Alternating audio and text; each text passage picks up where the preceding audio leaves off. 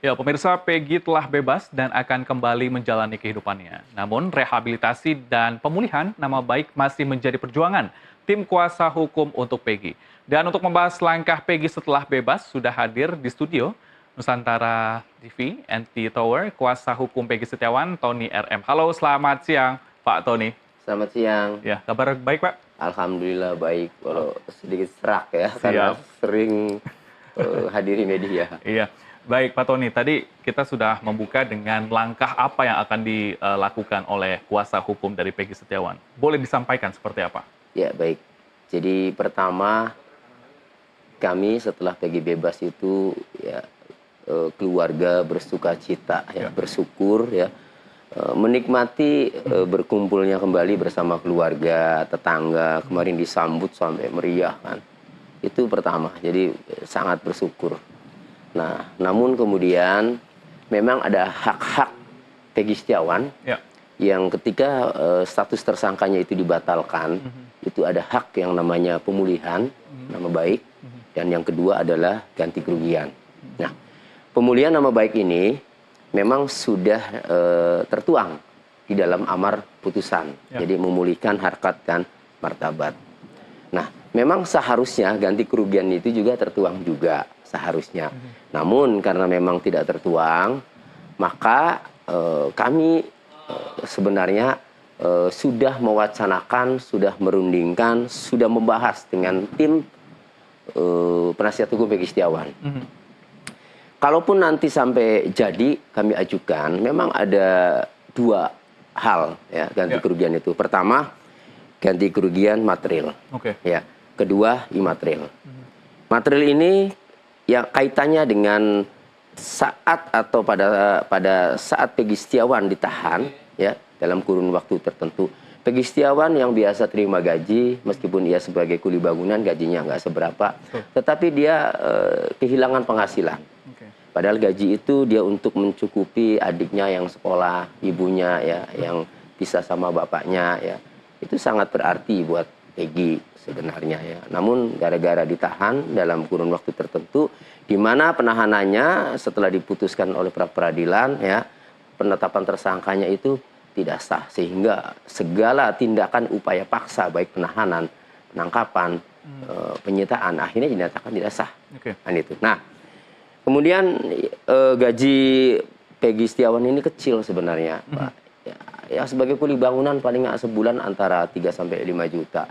Nah, kemudian ditahan 99 hari ya. Nah, tinggal dihitung kalau sehari 120.000 saja ya, kali 49 hari kan. Realistis lah kecil. Nah, tapi ada lagi sepeda motor tuh, Pak, yang disita. Ini bisa saja kami kan punya hak untuk menuntut penyidik Polda Jawa Barat ya untuk membayar sewa motor tuh, ya. Nah, kalau satu motor itu kan ada dua. Satu motor 30.000 saja sehari. Kali 365 hari, kali 8 tahun. Ya. Maka satu motor itu bisa kurang lebih 87 juta. Itu material. Nah, imaterialnya memang masih kami bahas. Karena banyak sekali masukan dari masyarakat, dari pakar hukum, dari netizen kan itu. Bahwa, oh jangan besar-besar. Nah, kami lagi pertimbangkan ya. Imaterial itu terkait Peggy dituduh sebagai orang yang manipulatif, pembohong, kerap cenderung melakukan tindak pidana. Itu tuduhan-tuduhan itu yang dikemas hasil pemeriksaan psikologis itu sangat merugikan Peggy Setiawan, sangat merugikan keluarganya. Maka wajar kalau kami menuntut ganti rugi imaterial. Nah, besarannya ini mesti kami pertimbangkan.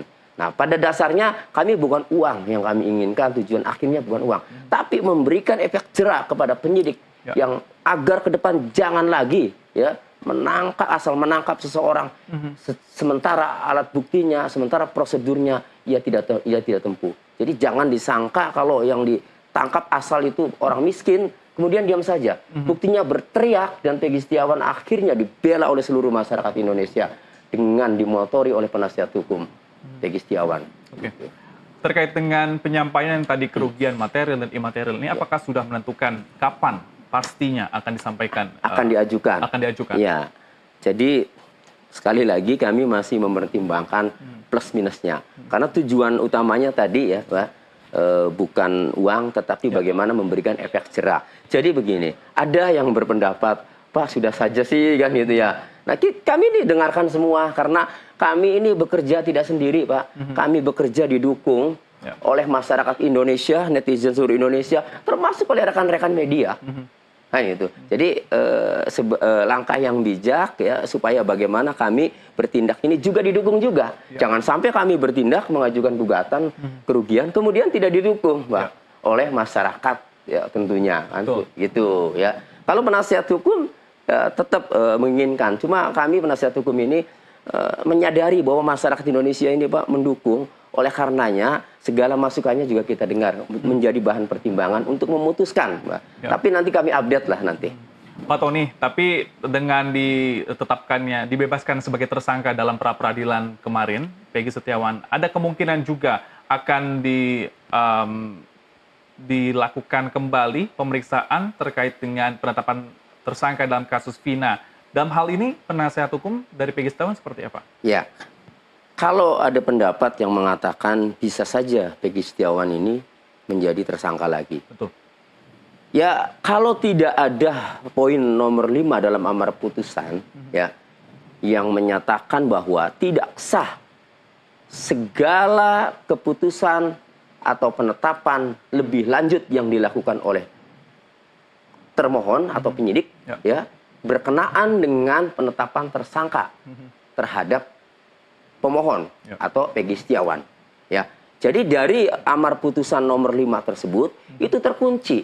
Jadi berkenaan dengan penetapan tersangka lebih lanjut ya untuk kasus Pina Eki ini tidak akan bisa karena pasti dinyatakan tidak sah. Silakan saja kalau nggak percaya. Penyidik menetapkan tersangka lagi pada Peggy Setiawan. Kita gugat lagi dengan di pra peradilan menggunakan senjata poin 5 tadi amar putusan.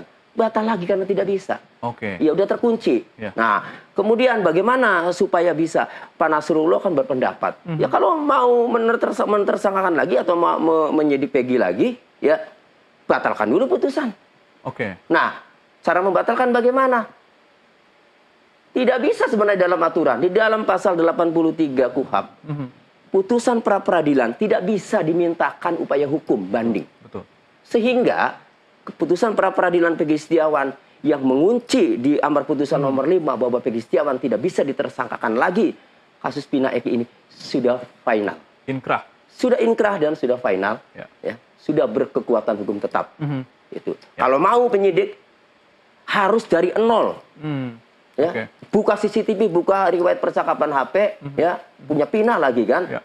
Buka ada alat bukti, mudah-mudahan pelaku yang sebenarnya ketemu. Kami dukung Polda Jawa Barat, kami dukung Mabes Polri, ya. Kami dukung agar mengungkap yang sebenarnya agar kasus ini tuntas, Polri kembali dipercaya lagi oleh masyarakat.